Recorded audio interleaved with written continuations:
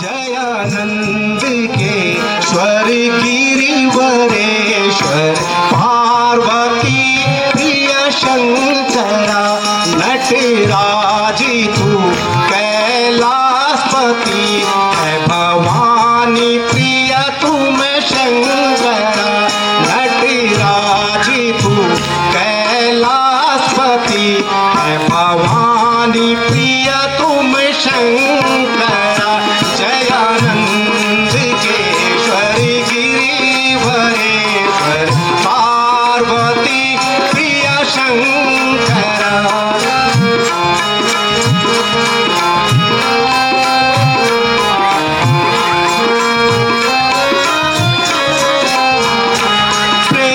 प्रेतादियों को संग लेके चला रचाने स्वयंवरा प्रेतादियों को संग लेके चला रचाने स्वयंवरा त्रिनेत्रधारी कपटहारी विहीनों के तुम शंकरा त्रिनेत्रधारी कपटहारी विहीनों के तुम शंकरा जयानंद के स्वर गिरिवरेश्वर पार्वती प्रिय शंकरा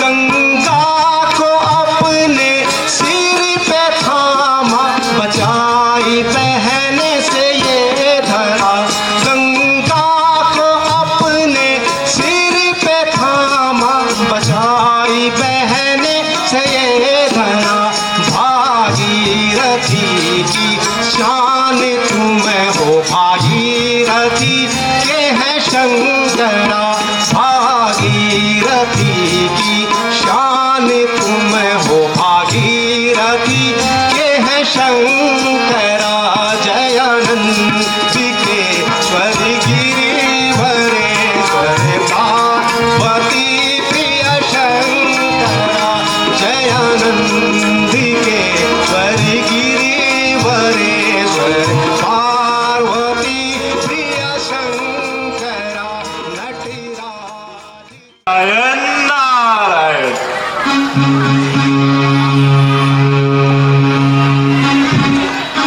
ऋषिराज प्रणाम। कहिए ऋषिराज, आज कैसे आना हुआ? आयुष्मान भव।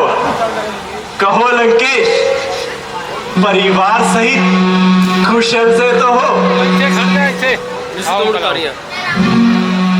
बहुत दिनों से आपकी कुशलता का पता ना लगा, इसमें मिलने हेतु आया हूँ।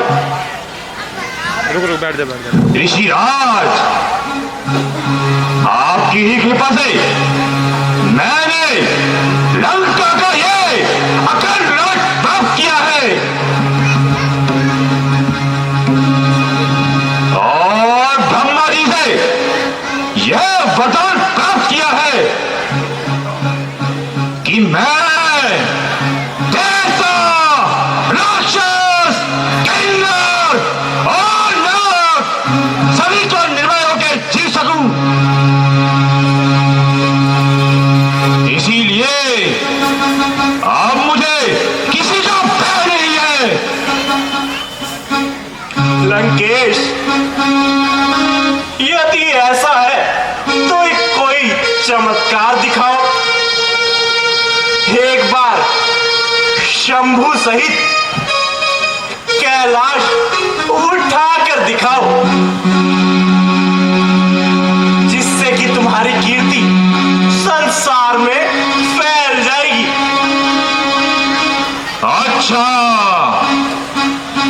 तो मैं भी चाहता हूं और शंभु सहित कैलाश पर्वत को लंका में आता हूं।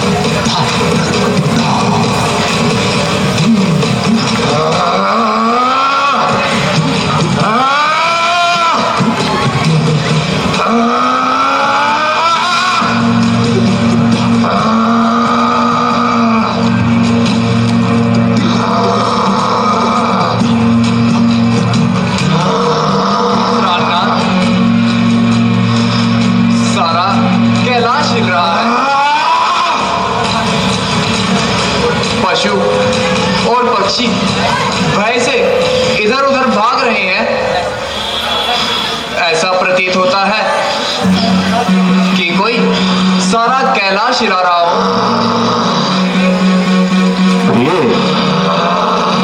यह उस दुष्ट रावण की करतूत प्रतीत होती है, जो वर पाकर उन्मादी हो गया है और मेरी शक्ति की परीक्षा लेने आया है।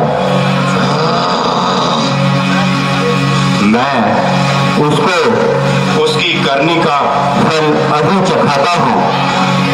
अच्छा तो ले बोल। जाही भगवान जाही, अब कहाँ गया तेरा बालू? जाही भगवान, क्षमा कर दो भगवान, क्षमा कर दो। जाही भगवान, क्षमा कर दो भगवान, क्षमा कर दो। नाथ, अब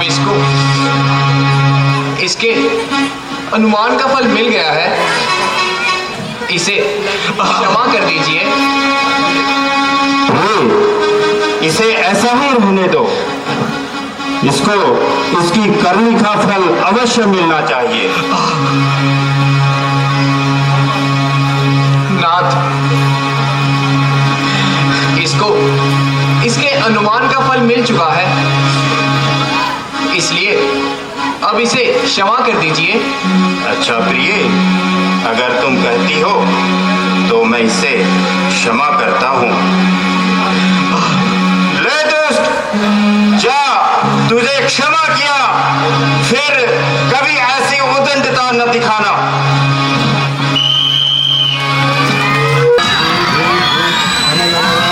अब इनका सब सुनो को, उससे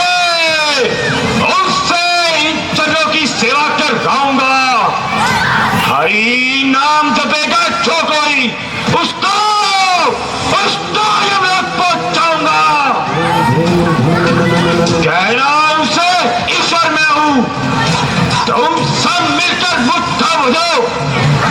जप, तप और यज्ञ सब व्यर्थ है, पाखंड तजो।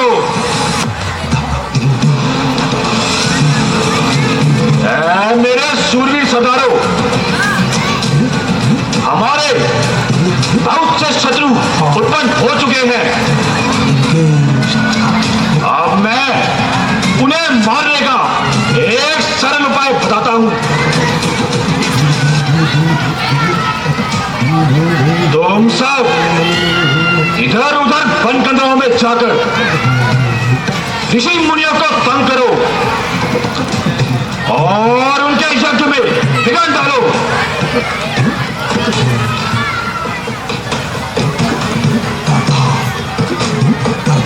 तुम सब मिलकर ऋषि मुनियों का रक्त निकालकर एक घड़े में एकत्रित कर लो और उसे उत्तर दिशा की ओर राजा जनक की राजधानी में गाड़ो। समझे?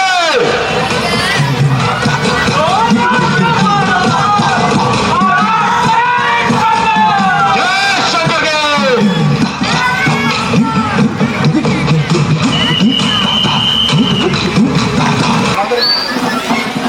मंत्री जी,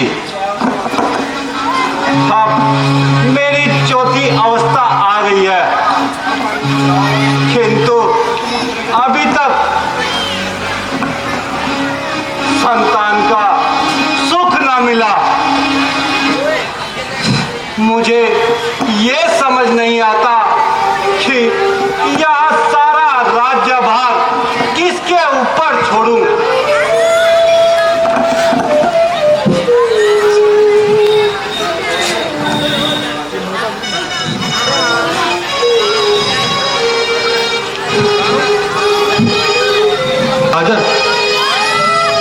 आपकी हालत देखकर तमाम राज्यसभा का दिल बैठा जा रहा है। हर एक अपने विचार के घोड़े दौड़ा रहा है। महाराज, कहिए आपके चेहरे का ये उतार चढ़ाव का कारण क्या है? गुरुजी, यूं तो हर प्रकार ईश्वर की कृपा है, परंतु एक चिंता मेरे मन में है। अब आयु का अंतिम भाग भी व्यतीत होने जा रहा है, परंतु अभी तक मैं अपनी असली दौलत से खाली हाथ हूं। यदि एक भी पुत्र हो जाता तो मेरा हृदय शीतल हो जाता। किसी ने सच ही कहा है, चांद चढ़े सूरज बहे, दीपक चले हजार, जिस घर में बालक ना हो वो घर निपट अधिहार। शोक अब इस विशाल राज्य का उत्तराधिकारी कौन होगा? हे ईश्वर, तेरी लीला अपरंपार है। महाराज, सचमुच आपकी चिंता बिल्कुल सही है।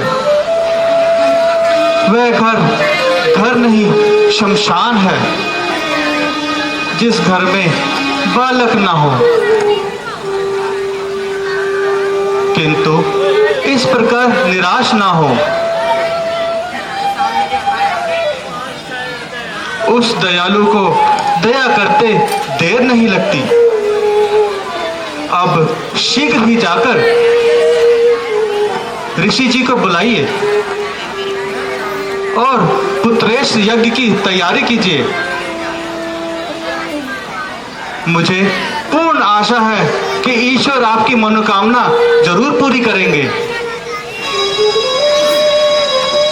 सुमन जी, आप जाइए और जिस तरह भी हो सके श्री ऋषि को बुला लाइए। आशा है कि ऋषि राज पधार कर मुझे कृतार्थ करेंगे।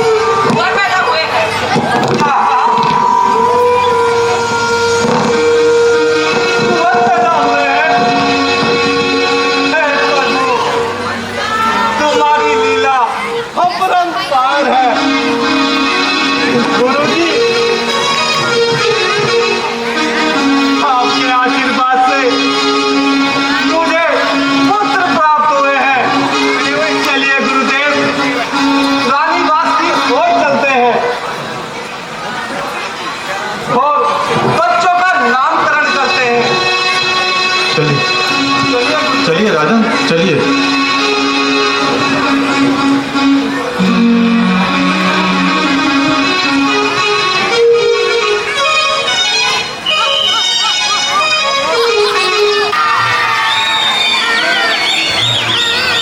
अरे यार अंकल। गुरुजी, राम कुमारों का नामकरण संस्कार कीजिए। राजन,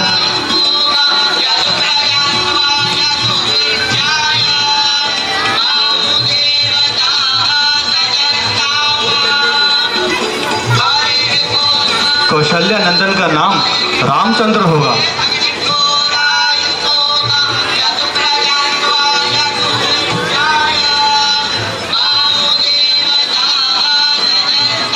सुमित्रा के पुत्रों का नाम लक्ष्मण तथा अंततः शत्रुघ्न होगा।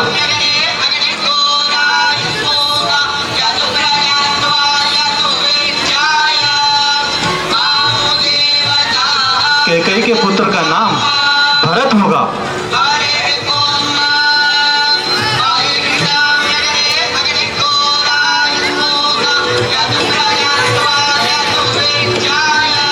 जो आज्ञा गुरुजी।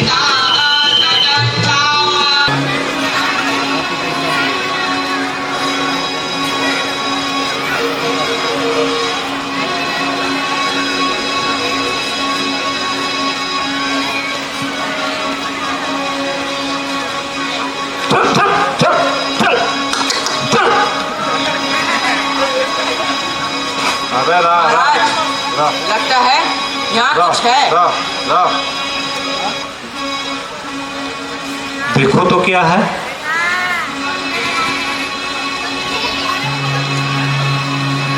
है ये तो कन्या है।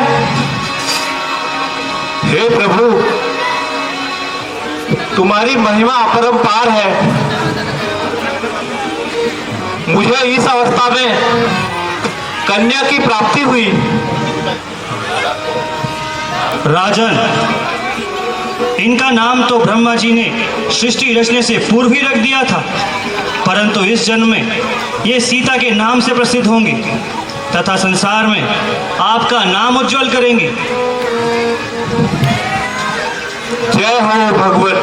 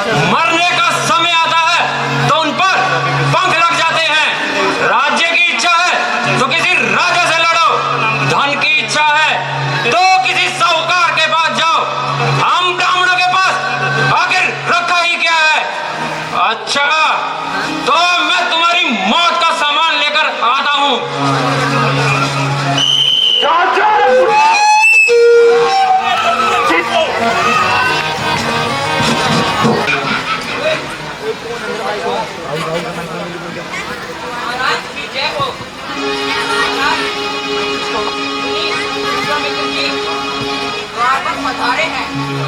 यदि आपकी आज्ञा हो तो मैं उन्हें अंदर ले आऊं।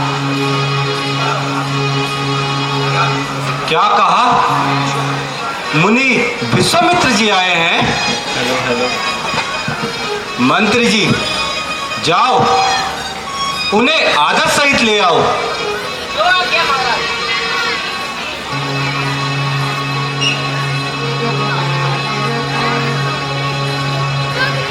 हेलो।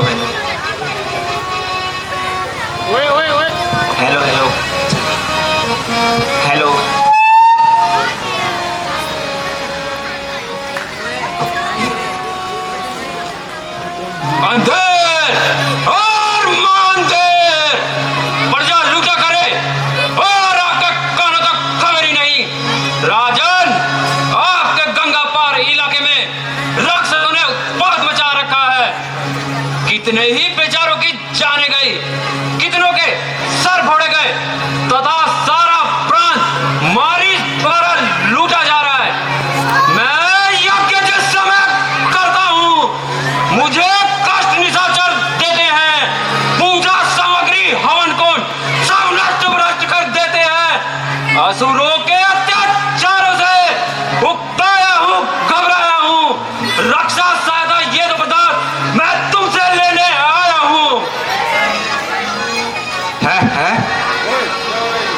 मेरे राज्य में अंधेर, खोरी, चोरी नहीं बल्कि सीना चोरी। जब मेरी प्रजा इस प्रकार दुखी है तो मेरा जीना बेकार है। मैं अभी चाहता हूं और आपके देखते देखते ही उन दुष्टों की मिट्टी ठिकाने लगाता हूं। राजन, आपको कष्ट करने की कोई आवश्यकता नहीं। अब राम और लक्ष्मण को मेरे साथ भेज दीजिए। मैं इस अवस्था में आपको कष्ट नहीं देना चाहता। मुनिनाथ, आपकी ही तो कृपा से मैंने इस अवस्था में पुत्र पाए हैं। यदि मैं उन्हें आप देता तो मेरा जीवित रहना इस संसार में कठिन हो जाएगा। आप इसलिए बदले में मेरा सारा राज्य ले लीजिए तो भी मैं देने को तैयार हूं। राजन, तुम्हारे इन शब्दों से कायरता की बू आती है और आप व्यर्थ की बातें करके समय को हाथ से गंवा रहे हैं। यदि आप कुछ देना ही चाहते हैं तो राम और लक्ष्मण को दीजिए, अन्यथा अन्यथा मुझे आपके सहायता की कोई आवश्यकता नहीं। धैर्य धरिए राजन, आप निसंकोच होकर राम और लक्ष्मण को इनके साथ भेज दीजिए। हे परमात्मा, तू ही रक्षक है। अच्छा गुरुदेव, जैसी आपकी आज्ञा। सुमन जी, जाओ राम और लक्ष्मण को लेके आ जाओ।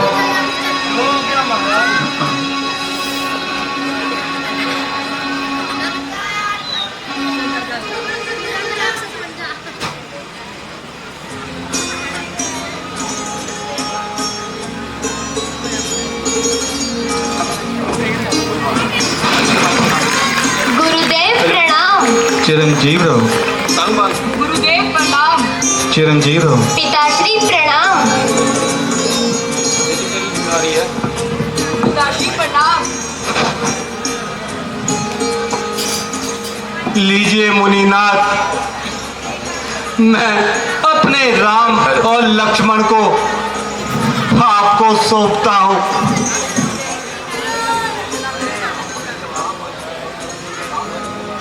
काम बने जब आपका, दीजो जल्द लौटाए। जैसे इनको ले चले वैसे दियो लौटाए। जाओ पुत्र, गुरुजी की सेवा करो। जो आज्ञा पिताश्री जी।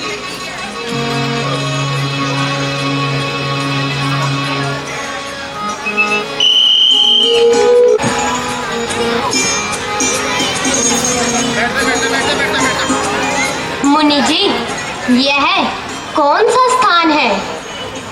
बेटा, बारिश और सुबह की माता इसी जंगल में निवास करती है। क्या वह भी अपने बेटों की तरह बदकार है? हाँ बेटा, वह बड़ी जालिम और मक्कार है। वह देखो सामने से चली आ रही है। चलिए मुनि जी, आगे चलें। नहीं बेटा, पहले इसकी मिट्टी ठिकाने लगाओ। लेकिन मुनि जी, स्त्री पर शस्त्र उठाना तो पाप है। बेटा,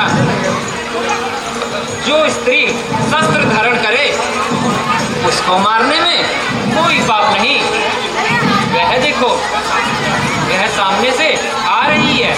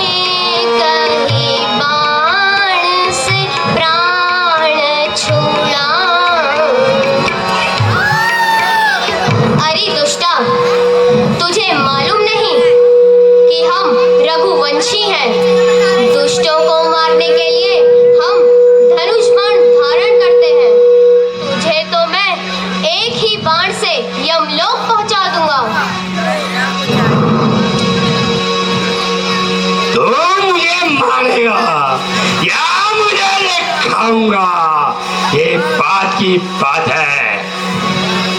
अरे बदकार, होशियार हो जा। तू भी मेरे मुंह में आने को तैयार हो जा।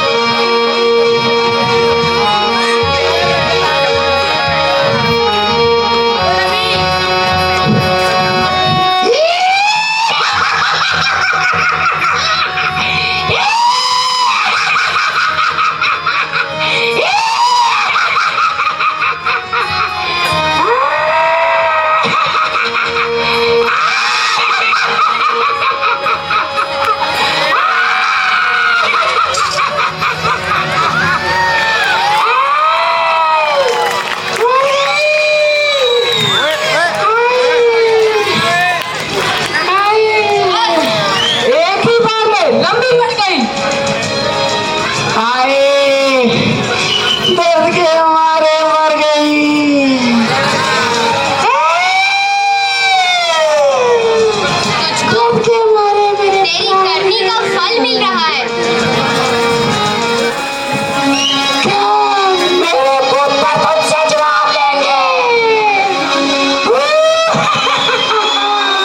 अगर वह भी मिल गए तो उन्हें भी तेरे पास पहुंचा देंगे।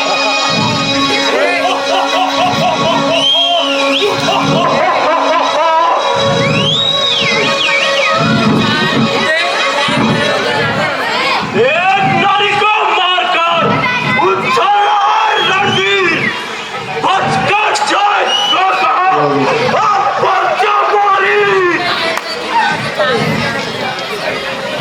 क्यों ज्यादा बकबक करे, कर जुबान को बंद। माँ तो तीर चला चुकी, अब आया फर्जंद। एक नारी को मारकर इतना क्यों चलता है? वह तो अपनी करनी का फल पा चुकी। और तू भी अपनी माँ के पास जीवित जा चुका है। अरे क्यों मुंह फाड़ फाड़ कर बातें बनाता है और व्यर्थ में ही मुझे गुस्सा दिलाता है। बस अब मरने के लिए तैयार हो जा। और तू भी सावधान हो जा।